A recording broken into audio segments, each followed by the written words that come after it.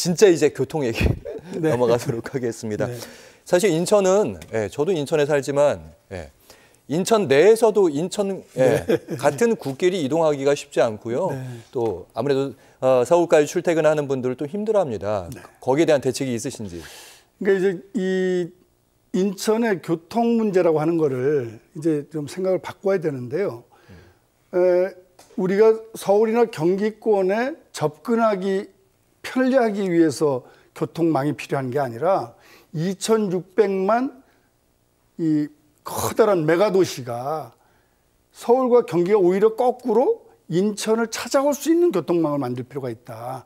왜냐하면 인천엔 이미 삼성바이오를 포함한 바이오 클러스터가 형성되고 있고 각 국제 기구들이 들어와 있고 또 대학들이 유수한 대학들이 있습니다.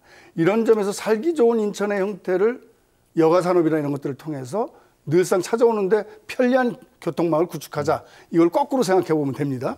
이렇게 했을 때 저희가 이 남부권은 현실적으로 강남이나 이 서울 남부권하고 연결하는 데도 굉장히 어려움이 많고요. 예. 또 북부권은 이 인천에서 서울까지 들어가는 데 있어서 굉장히 불편하고 교통지옥이라는 얘기를 많이 듣고 있습니다. 그래서 7호선 공약이라든가 또 강남으로 가는 부분을 이 서구에서 이 부천 종합운동장을 통해서 내려갈 수 있는 교통 편의성이라든가 이런 그리고 인천에서 KTX가 현재는 광명을 통해서 가게 됩니다. 그렇게 되면 약 50분 정도가 맨날 늦죠. 그래서 인천발 KTX. 그렇죠. 그래서 인천발 KTX를 통해서 50분을 줄이자. 이렇게 되면 4통팔달로 전국적으로도 연결하는 데 굉장히 도움이 되고 또 2,600만 메가시티의 핵심 경제 중심지로서 우리 인천이 거듭나는데 교통망이 필요하다. 이거는 국가적 과제이기도 하고 우리 인천 300만 인천 시민을 위해서도 매우 중요한 과제라고 생각하고 있습니다. 네. 바로 질문 나갈 수밖에 없는 게 예산은 어떻게 합니까? 막 이런 질문인데 최근에 이런 얘기 하셨더라고요. 지방 재정에 빨간불 켜졌는데 인천이 오히려 역차별을 받고 있다. 어떤 말씀이신지? 예, 인천은 그동안 제가 30년간 인천에서 정치 활동을 진행하면서 보면 정부 지원 및 예산 배분의 불균형입니다.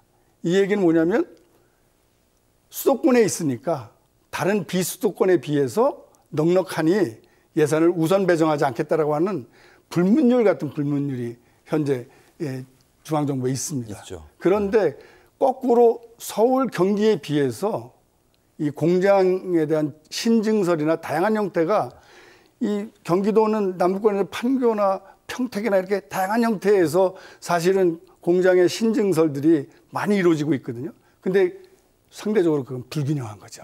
그다음에 규제 적용에서도 수도권 정비법에 따라서 매우 큰 역차별을 당하고 있습니다. 거기에 따라서 교육복지, 이번에 강화도 가보니까 굉장히 낙후된 부분들이 서해 5도 얼마나 또 심하겠습니까? 예. 이런 부분들을 해소하기 위해서도 인천은 수도권이라는 형태로 해서 뭉뚱그릴 것이 아니라 인천의 역차별을 완화하는 형태로 중앙정부와 협치할 필요가 있겠다. 이게 제 생각입니다.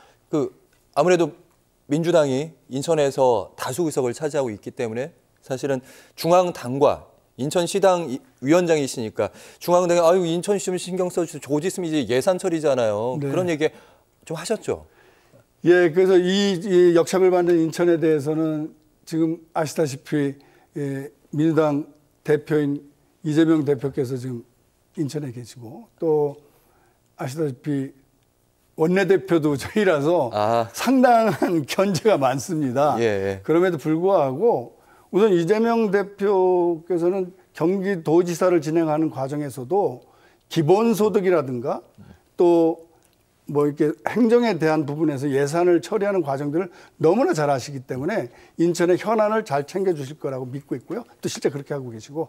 근데 원내대표 지역구가 또 연수구 아닙니까? 여기가 일기 신도시 특별법에 따르는 이 재개발, 재건축이 이루어져야 되는 부분도 있고 또 KTX, 그다음에 경강선, 그러니까 인천에서 강릉까지 이제 전철이 들어가는 문제라든가 또 다양한 형태의 수도권에 산재하고 있는 그런 교통 문제를 적절하게 해결해 나갈 수 있기 때문에 제가 보기에 인천을 위해서 현 시정부나 중앙정부보다 더 월등히 우리 인천을 풍요롭고 잘 살게 하는데 더 많은 예산을 투입할 수 있는 자신이 있다.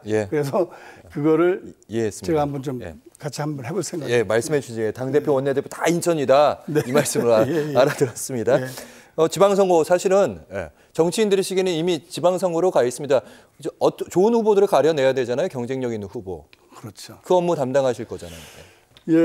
결국 정당이라는 거는 선거를 통해서 정부를 위임받아서 수행하는 것이 기본 임무 아니겠습니까? 그 점에서 1차적으로 지방정부를 재편해야 되는 선거가 다가왔으니까 저에게 주어진 것은 지방선거에서 반드시 이겨라 이건데 이기려면 우선 민주당을 대표해서 나가는 그런 후보들이 선수들 믿고 맡길 만한 능력과 존경받는 사람이 돼야 될 거 아니겠습니까? 그냥 위원장하고 친하니까 아니면 뭐 여러 가지 불미스러운 일로 연결돼서는 절대로 안 된다. 선출 방식이 제일 중요할 것 같아서. 그래서 저희는 1년 전에 조만간에 그런 기본 원칙들을 정해서 후보에 대한 선정 기준을 마련할 생각입니다. 왜 이 질문을 드렸냐면 사실은 권리당원의 그 인기로 득표에서 많은 이 득표율을 얻으셨기 때문에 이 자리에 와 계신데 맞습니다. 그러면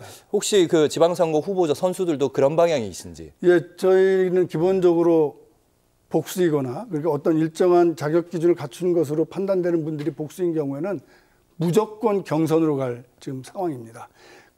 결국 답과 지혜는 모두 다 당원 여러분과 인천 시민에게 있다는 믿음을 갖고 이 문제를 해결해 나간다면 저는 승리할 수 있다고 생각합니다. 그래서 후보 정확히 선출하고 그다음 두 번째는 무엇을 고민하고 있는가. 인천에 지금 국민의힘의 전신 자유한국당에서 우리 인천을 뭐라고 그랬습니까? 이부망천이라고 했습니다. 그 부분이니까 이번에 전세 사기도 결국 이 정부에서 시정부에서 이루어졌거든요. 이런 일들을 해소하고 삼성바이오를 저희 민주당 시정부일 때 유치했고요. 그다음에 GCF도 그때 국제기구도 가져왔습니다. 이처럼 워라밸할 수 있는 새로운 도시 인천을 만들어서 그저 비관적이고 패배적인 형태의 인천이 아니라 정말 살기 좋고 자랑스러운 우리 미래 세대들이 연결할 수 있는 그런 인천을 만들기 위한 적절한 공약, 이거를 만들어내는 것이 또한 목표다. 그래서 인물과 공약이 정확한 정당. 그래서 이번엔 바꿔보자. 이 얘기가 아주 자연스럽게 나올 수 있도록 저희는 준비할 생각입니다. 알겠습니다. 오늘 마지막 말씀으로 듣도록 하겠습니다. 고남석 더불어민주당 인천시당위원장과 함께했습니다. 고맙습니다. 감사합니다.